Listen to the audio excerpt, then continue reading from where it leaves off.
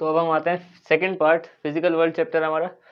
देखो इसमें हमने फिजिकल वर्ल्ड में ना, पिछले वाले में हमने देखा था कि फिजिक्स क्या है, यूनिफिकेशन देखा था, रिडक्शन देखा था, ठीक है। अब हमें देखना है कि तुम्हें इस साल जो पढ़ना है वो क्या पढ़ना है और अगले साल भी क्या पढ़ना है। 11th-12th का दोनों देखेंगे, बस टॉपिक के नाम बताऊंगा मैं, ठीक है। ऐसे बोर नहीं होना कि बहुत ज़्यादा टॉपिक है या क्या, पर मैं तुम्हें बता देता हूँ सीधा कि कितने टॉपिक्स आएंगे और फिजिक्स को किस तरीके से डिवाइड किया जाएगा अब जो तुम पढ़ोगे उसमें, ठीक है। देखो मैकेनिक्स है, मैकेनिक्स में तुमने जो बेसिक बेसिक 9th में पढ़ा है ना, उस हिसाब से उसी को थोड़ा और गहराई में लेके चलेंगे। मैकेनिक्स की बात करें तो मैकेनिक्स में देखो तुमने वर्क पावर एनर्जी पढ़ा है, ये टॉपिक आएगा, वर्क पावर आएगा, एनर्जी के बारे में आएगा आगे, ठीक है। ये 11th-12th दोनों का मिक्स बता रहा हूँ मैं, ठीक है, जो तुम्हें फिजिक्स 11th-12th में पढ़नी है अब आगे, ठीक है। वर्क पावर एनर्जी हो गया, मोशन, मोशन में फिर सारे ही आ जाएंगे, मोशन आएगा, लॉज ऑफ मोशन आ गए, laws of motion, oscillatory motion, जितने भी टाइप्स है ना वो सब आ जाएंगे इसमें तुम्हारे। थर्मोडाइनमिक्स की बात करें तो थर्मोडाइनमिक्स बेसिकली है क्या, जो तुमने हीट पढ़ा है, हीट तुमने 10th में पढ़ा है, हीट हो गया, टेम्परेचर हो गया, टेम्परेचर भी तुमने 10th क्लास में पढ़ा था पीछे, उसको और डिटेल में देखेंगे, ठीक है। टेम्परेचर आएगा तुम्हारे इसमें से। थर्मोडाइनमिक्स है तो लॉज ऑफ थर्मोडाइनमिक्स आएंगे, थर्मोडाइनमिक्स, और इन्हीं के अलावा एक्स्ट्रा टॉपिक्स आएंगे। डिटेल में मैं सारे टॉपिक नहीं बता रहा हूँ, मेन बता रहा हूँ कि तुम्हें इनमें ज़्यादा जनरली पढ़ना क्या है। देखो इलेक्ट्रोडायनेमिक्स तुमने 10th क्लास में पढ़ा था, इलेक्ट्रिसिटी चैप्टर में, उसमें हमने क्या क्या देखा था उसके बारे में इसमें डिटेल में चलेंगे कि यहाँ पे इस बार हमें क्या क्या और ज़्यादा चीज़ें देखनी है।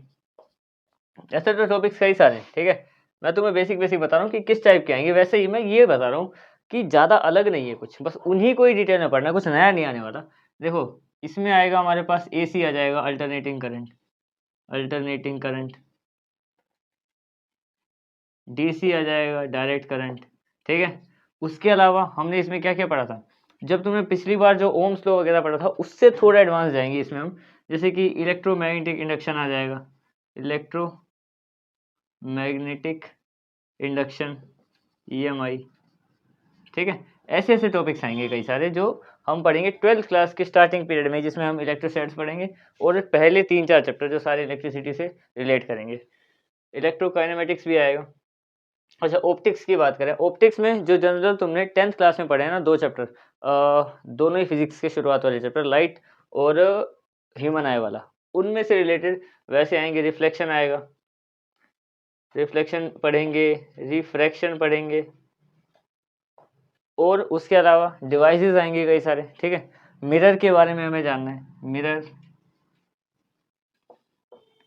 ये डिवाइसेस के बारे में हमें पढ़ना है। 2 डिवाइसेस में काफ़ी मेन आएंगे, एक आएगा टेलीस्कोप और एक आएगा माइक्रोस्कोप। ये जनरली पेपर में आते हैं, इन दोनों में से एक हमेशा आता है 5 नंबर का, ठीक है। टेलीस्कोप और माइक्रोस्कोप, इनके बारे में पढ़ना है, ठीक है।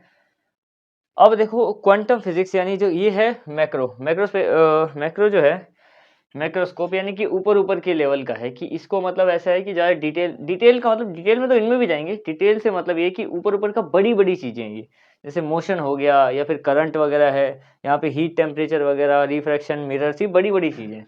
छोटी चीज़ें जो बहुत एटॉमिक लेवल पे जाएंगी वो भी आएगी इस बार। मतलब तुम एक तरीके से समझ लो कि फिजिक्स में केमिस्ट्री भी आएगी, और केमिस्ट्री के टॉपिक्स कौन कौन से आएंगे, जैसे कि एटम्स एंड मॉलिक्यूल्स, इनके बारे में तुम्हें पढ़ना होगा, क्योंकि 2 चैप्टर तो 12th क्लास में स्पेशली हैं, एक का नाम एटम है और एक का नाम न्यूक्लियाई है, ठीक है। एक होगा न्यूक्लियस के ऊपर चैप्टर, न्यूक्लियाई करके एक चैप्टर आएगा, ये पढ़ना होगा तुम्हें। मतलब बेसिकली मैं बता रहा हूँ कि इस बार ना फिजिक्स में तुम्हें क्या क्या पढ़ना है, ठीक है, 11th-12th के हिसाब से ये है स्कोप। मतलब तुम्हें बता देता हूँ कि जैसे हर एक चीज़ में तुम्हें, जैसे मैक्रोस्कोपिक में तुम्हें मैकेनिक्स में क्या क्या देखना होगा इससे रिलेटेड, और सारा मैं यहाँ पे लिखने को तो और लिख सकता हूँ, जैसे कि मोशन हो गया तो मोशन में ऑसिलेटरी मोशन हो गया, कितने टाइम के मोशन पढ़े थे हमने, ठीक है, वो हो गया। वर्क पावर एनर्जी से रिलेटेड ग्रेविटेशनल मोशन आएगा यहाँ पे, ठीक है, ग्रेविटेशनल फोर्स के बारे में पढ़ना आएगा। और इन्हीं में आगे कई सारे टॉपिक्स हैं फर्दर, और क्वांटम में भी इस बार हम जाएंगे, एटम्स, मॉलिक्यूल्स और न्यूक्लियर पढ़ेंगे, इनके बारे में और भी पढ़ेंगे, ठीक है। मतलब केमिस्ट्री भी थोड़ी बहुत आएगी फिजिक्स में इस बार, ठीक है। ये वैसे 12th क्लास में ये दोनों चैप्टर, पर फिर भी देखना पड़ेगा, 12th क्लास में भी देखेंगे तो मैं बता रहा हूँ, ठीक है। अब हम आगे बढ़ते हैं, अब हम देखेंगे तो हमने स्कोप देखा कि फिजिक्स में स्कोप क्या है, एक्साइटमेंट देखनी है, टेक्नोलॉजी देखनी है अभी, ठीक है। आगे बढ़ते हैं, अब हम आते हैं इसके अगले 2 टॉपिक्स पे। देखो एक्साइटमेंट ऑफ फिजिक्स और फिजिक्स एंड टेक्नोलॉजी हम दो एक साथ देखेंगे, ठीक है। एक्साइटमेंट ऑफ फिजिक्स तो मतलब बेसिक बेसिक चीज़ें हैं, बातें बतानी है तुम्हें कि एक्साइटमेंट क्या है फिजिक्स में, ठीक है। और वैसे भी बुक में टॉपिक था इसलिए मैं तुम्हें क्लियर कर देता हूँ, ठीक है। देखो help to understand daily life phenomena, यानी कि फिजिक्स जो है ना अब जो तुम पढ़ोगे वो तुम्हारे डेली लाइफ फिनोमेना पे मदद मदद करती है। फिजिक्स ये है, देखो फिजिक्स डेली लाइफ फिनोमेना पे कैसे मदद करती है, जैसे कि मान लो सिंपल से सिंपल फ्रिक्शन, कोई फिसल के गिर भी जाता है तो उसमें फ्रिक्शन का रोल आता है फिजिक्स में, ठीक है। या फिर कोई और भी चीज़ जैसे इलेक्ट्रिसिटी है उसमें सारी फिजिक्स है, ठीक है। तो वो मतलब डेली लाइफ के जो फिनोमिना है ना, जो हर दिन लोगों के साथ दिनचर्या में होता है, उसके बारे में फिजिक्स हमें बताती है, ठीक है। दूसरा क्या है कि कंडक्टिंग एक्सपेरिमेंट्स। अब एक्साइटमेंट क्या है फिजिक्स में कि हम एक्सपेरिमेंट कर सकते हैं, कोई भी चीज़ को लाइव करके देख सकते हैं एक्साइटमेंट के तौर पे। अगला देखते हैं एप्लीकेशन। एप्लीकेशंस का मतलब पता है क्या है, जैसे कि फिजिक्स है ना, तो फिजिक्स का यूज़ करके हमने एप्लीकेशंस को और ज़्यादा मतलब अपने हिसाब से बना दिया चीज़ों को। जैसे कि मान लो सबसे पहले हमने क्या किया था, पहले कंप्यूटर आए थे, कंप्यूटर। फिर अगर हमें वो लगे कि भाई वो कंप्यूटर हैं जो काफ़ी भारी है एक जगह से दूसरी जगह ले जाने का, तो हमने उसको क्या कर दिया, उसका लैपटॉप बना दिया, ठीक है। अब वो कंफर्टेबल है, फिजिक्स का यूज़ कर रहे हैं, चीज़ों को और कम करते जा रहे हैं अपनी सहूलियत के हिसाब से। और इससे भी ईज़ी कर रखा है मोबाइल। मोबाइल तो हम ईज़िली अब कहीं पे भी कैरी कर सकते हैं अपने साथ। लैपटॉप अगर फिर भी अगर मुश्किल है कैरी करना तो। फ्यूचर प्रेडिक्शन की बात करें तो फिजिक्स की मदद से फ्यूचर प्रेडिक्शन भी हो जाता है सिंपल। जैसे कि मान लो गूगल मैप्स है, ठीक है। गूगल मैप्स होते हैं जो, क्योंकि गूगल मैप्स भी एक तरीके का फ्यूचर प्रेडिक्शन है। वो गूगल मैप्स क्या करते हैं, मान लो कि कोई भी गाड़ी यहाँ पे खड़ी है, ठीक है। यहाँ पे एक गाड़ी खड़ी है, अब इसको यहाँ जाना है कहीं पे, तो वो बता देती है कि यहाँ पे कितना टाइम लगेगा, सारी प्रिडिक्शन पहले ही कर देती है। वो ट्रैफिक के हिसाब से भी देख लेती है आराम से।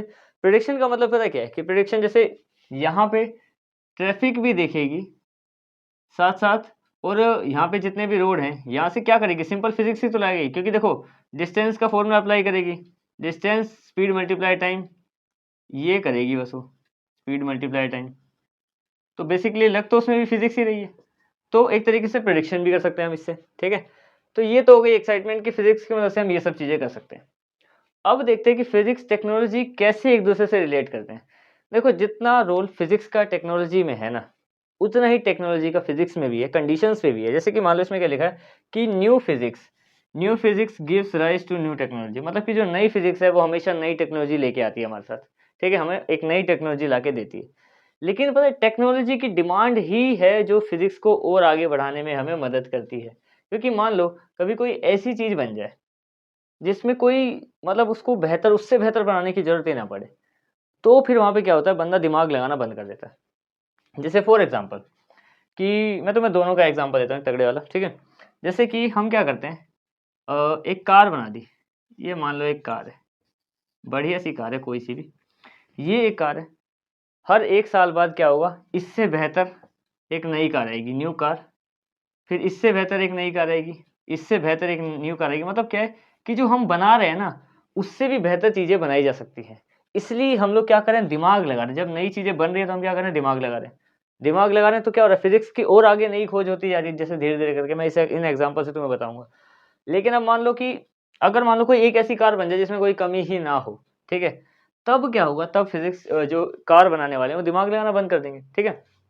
अब देखो जैसे ह्यूमन है, अब ह्यूमन रेज ऐसी है ना, इसमें कोई कमी नहीं है कि इससे बेहतर और बन सके, ठीक है। ये मान लो ह्यूमंस है, बिल्कुल परफेक्ट है अपनी जगह। जो काम हम अपने पोटेंशियल पे करना चाहें वो सब कुछ कर सकते हैं, ठीक है। इन सब डिवाइसेस को, कार वगैरह को चलाने के लिए भी अगर चाहिए, ये ऑटोमेटिक भी करेंगे तो भी मैनुअल से परफेक्ट नहीं हो सकते, ठीक है। ह्यूमन से अब इनमें ये है ना कि यहाँ पे एक्स्ट्रा दिमाग लगाने की जरूरत नहीं है। लेकिन जैसे कार हो गई, मोबाइल ही हो गया, आज से 100 साल बाद इससे भी बेहतर मोबाइल आएंगे, ठीक है। 200 साल बाद और बेहतर मोबाइल आएंगे, ठीक है। तो ये डिफरेंस है।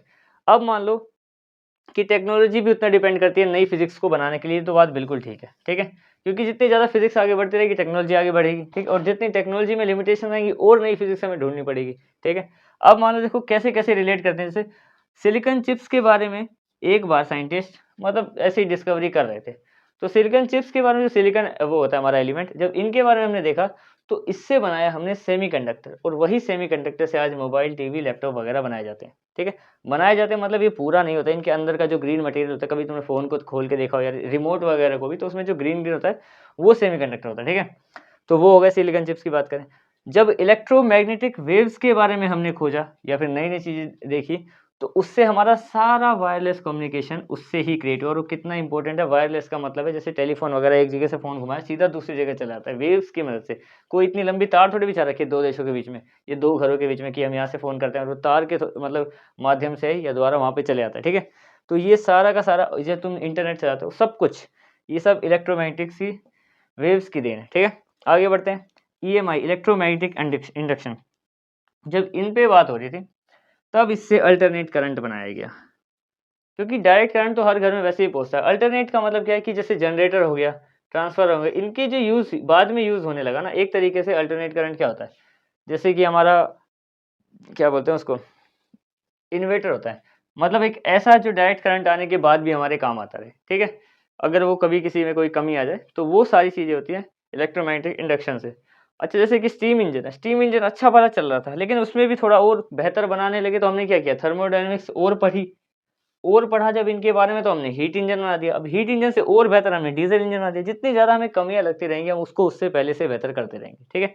तो ये है कि टेक्नोलॉजी कैसे, अगर हम कोई भी एक चीज़ उठाएँ ऐसे तो लाइन लग जाएगी कि इससे बेहतर ये बन गया, उससे बेहतर वो बन गया। धीरे-धीरे करके हर चीज़ में कोई ना कोई एक बेहतर चीज़ें बनती ही रहती हैं समय के साथ, ठीक है? तो ये है कि फिज़िक्स टेक्नोलॉजी के साथ कैसे, मतलब जितना ये इसके लिए इम्पोर्टेंट है, उतना ही ये इसके लिए भी इम्पोर्टेंट है, ठीक है? और एक्साइटमेंट मैंने तुम्हें बता दी कि किस तरीके से एक्साइटेड बना सकते हैं, जैसे कि हम एक्सपेरिमेंट कर पाते हैं, एप्लीकेशन चीज़ों को और कम से कम छोटे-छोटे अपने लिए रिलायबल बना रहे हैं, फ्यूचर प्रेडिक्शन हो गई और साथ में डेली लाइफ को मतलब हेल्प करते हैं कि किस तरीके से वो प्रॉब्लम्स है तो उसका सॉल्यूशन फिज़िक्स कैसे कर सकते हैं डेली लाइफ को, वो भी हमें सब फिज़िक्स बता देती है, ठीक है? तो आज के लिए इतना ही, अब मिलते हैं किसी नेक्स्ट वीडियो में, दैट्स इट।